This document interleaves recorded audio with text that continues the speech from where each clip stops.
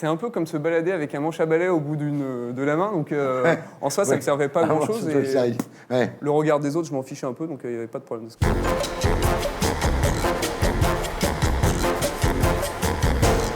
Ce soir, Grégory Cuilleron, bonsoir.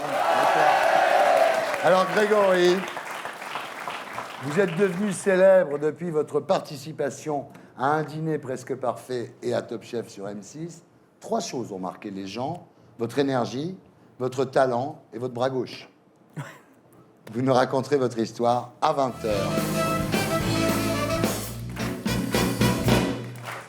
Grégory Cuilleron, rebonsoir. Bonsoir. Vous êtes né le 2 avril 1980 à Lyon. Votre père travaille dans la prospection pétrolière. Votre mère est fonctionnaire à la mairie de Lyon. Alors, à la naissance, il vous manque une partie du bras gauche. En fait, c'est une agénésie du membre supérieur gauche. Il n'y a pas de raison, hein, c'est la faute à pas de chance, quoi. Faut faire avec. Et vos parents passaient le désarroi, la colère, ils réagissent assez bien, d'ailleurs. Ah oui, carrément. Enfin, je pense que le désarroi a dû durer 24-48 heures. Moi, j'ai jamais rien ressenti de la part de mon entourage. Et la vie était normale. Oui, ça ne vous a pas empêché de grandir comme n'importe quel petit garçon. Vous dites, je ne me suis pas adapté à mon handicap, je me suis construit autour de mon handicap, en fait. Exactement, parce que quand on est amputé, il faut réapprendre, se réapproprier son environnement, alors que quand c'est de naissance... Oui, il n'y a pas de problème. J'ai pas connu avant. Alors, au début, vous avez porté quand même une prothèse esthétique, hein? Alors, il n'y avait que des prothèses esthétiques à l'époque. En fait, vous l'abandonnez assez vite, cette prothèse. C'est un peu comme se balader avec un manche à balai au bout de la main. Donc, en soi, ça ne me servait pas à grand-chose. Le regard des autres, je m'en fichais un peu, donc il n'y avait pas de problème de ce côté. Et puis, vous vous débrouillez très bien sans bras gauche dès l'enfance. Ça ne vous empêche pas de pratiquer le judo, l'escalade, le volley, le foot, le basket et même un peu d'équitation. Mis à part le judo, j'en ai fait pendant plus de 4 ans. Le reste, c'était une année par année. Je me demande si je ne me lançais pas quelque part des défis, mais... En effet, à part le grimper à la corde, j'osais tout. Alors, vos premiers souvenirs, en fait, sont gastronomiques, hein. Vos parents adorent aller au restaurant, c'est leur kiff. Ils vous emmènent avec votre petit frère Thibaut, hein. Exact. Là, vous êtes initié très jeune, en fait, à la gastronomie. C'est vrai que c'est une chance d'avoir éveillé ainsi mon palais. Il y avait une chose dont j'avais horreur quand j'étais petit, qu'on m'emmenait au resto, c'est qu'on me propose le menu enfant. Ça me vexait. Ah oui, d'accord, déjà. Alors, après quelques tentatives... malheureuse à l'école pour faire de la cuisine, c'est très compliqué. La première fois que vous faites une pâte, c'est immangeable, quoi. Ouais, alors j'avais 7 ans à ma décharge. Et en fait, on devait emmener un gâteau. Et puis ma mère a oublié de me faire un gâteau. Donc je me suis dit, tiens, je vais faire un gâteau de semoule. Et c'était une horreur parce que j'ai mélangé de l'eau avec du sucre et de la semoule. J'ai mis ça dans un papier d'alu et j'ai emmené ça à la maîtresse. Je pense qu'elle s'en souvient encore. Alors en fait, c'est chez les scouts que vous allez gagner votre premier concours de cuisine. Et en fait, votre idole à l'époque, c'est Maïté.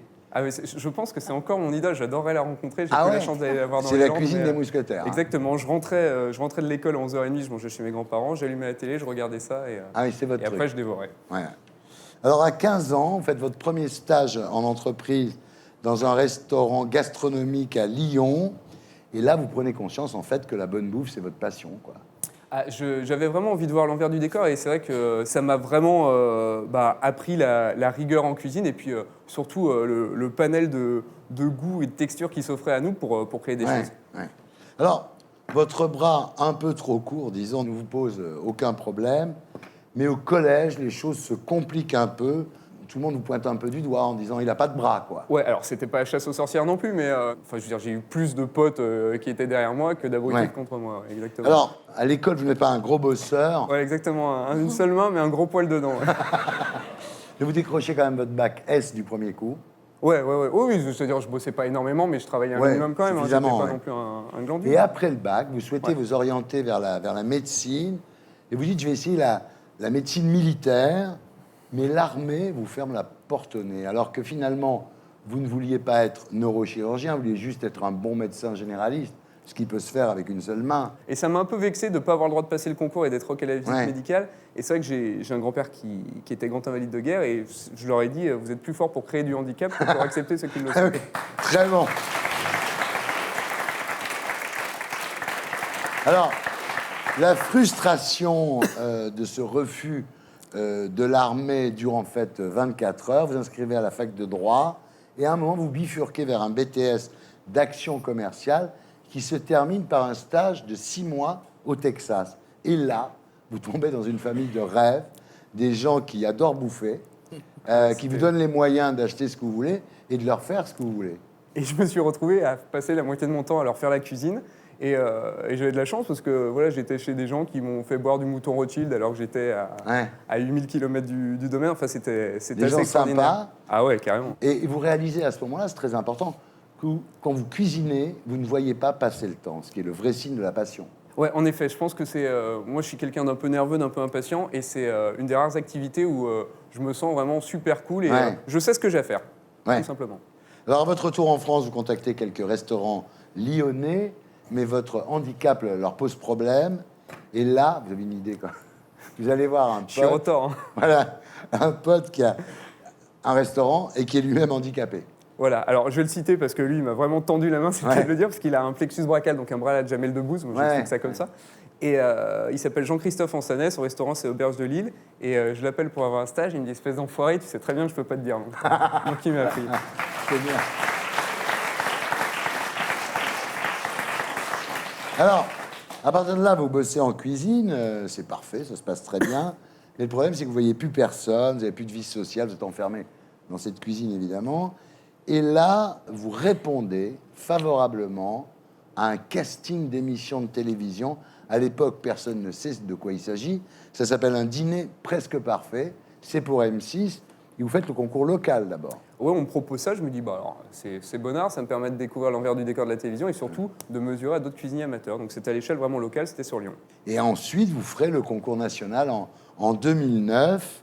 Là, c'est différent, vous êtes jugé par des chefs étoilés, quoi. J'avais absolument envie d'avoir l'avis d'un grand chef quant à mes cuisines et mes plats, quoi. Et là, donc, vous gagnez le concours, on regarde. Je me dis, c'est extrêmement serré ce soir. Ça se joue à un souffle. La moyenne de Grégory ce soir, c'est 7,6. Grégory l'emporte. Bravo, 7,6. Ouh là là, on peut les applaudir. Alors, on va faire venir les proches. Et voilà, vous gagnez un dîner presque parfait. Bravo. Et en 2010, vous serez le seul cuisinier amateur à participer à Top Chef, ce qui est déjà un autre niveau, et vous finirez quand même 7e sur 12. Bah, j'étais assez content. C'est vrai que j'aime bien les défis, donc je trouvais ça sympa d'affronter des chefs professionnels. Et là, mon objectif, c'était juste de ne pas me faire taper d'entrée, parce que je serais vraiment passé pour un rigolo. Donc, ouais, non, plutôt bonne expérience. Alors, vous dites, c'est la télé qui m'a rendu handicapé.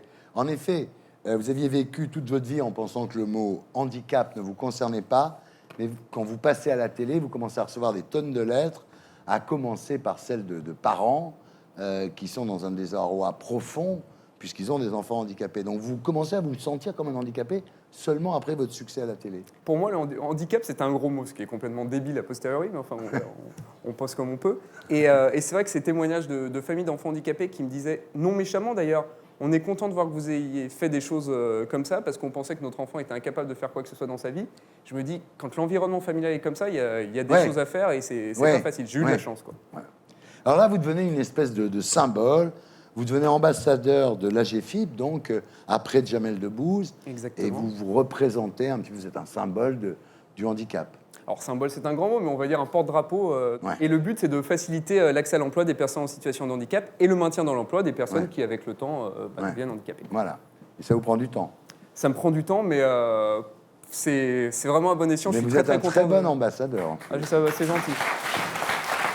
Alors, tout ça n'empêche pas les propos mouillés d'acide, à commencer par Libération, les fameux Garrigos et Roberts, qui vous traitent de manchots. Beaucoup de gens ont cru que ça m'avait fait beaucoup de peine. C'est vrai que ça a été monté un peu en épingle parce que j'ai réagi.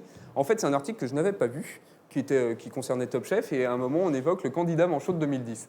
Alors, je pense que s'il voulait mon nom, il savait où le trouver, c'était pas un problème. Et j'ai trouvé ça réducteur de me qualifier ainsi. Et surtout, je sais que ça fait de la peine à beaucoup, justement, de familles. De manchots, d'agénésiques. Et je me devais de réagir. Alors, cet été, vous animerez sur France 5 la tournée des popotes. Exactement. C'est tourné, ça. C'est tourné, ça y est, j'ai terminé. Alors vous êtes allé faire le tour du monde pour goûter d'autres cuisines, c'est ça? Ouais, goûter d'autres cuisines et puis faire découvrir aussi la cuisine française, les plats traditionnels. Donc je découvre ce qu'il y a sur place, je leur fais des repas très très traditionnels et après avec le chef local on fait un plat fusion, on essaye de mixer les deux. C'est génial, hein. Manger et voyager, C'est bien ça. c'est bon art. Ouais. Vous êtes formidable, vous avez une espèce de patate. Et pour être sûr de ne rien rater de Inarditube, abonnez-vous et mettez un pouce bleu.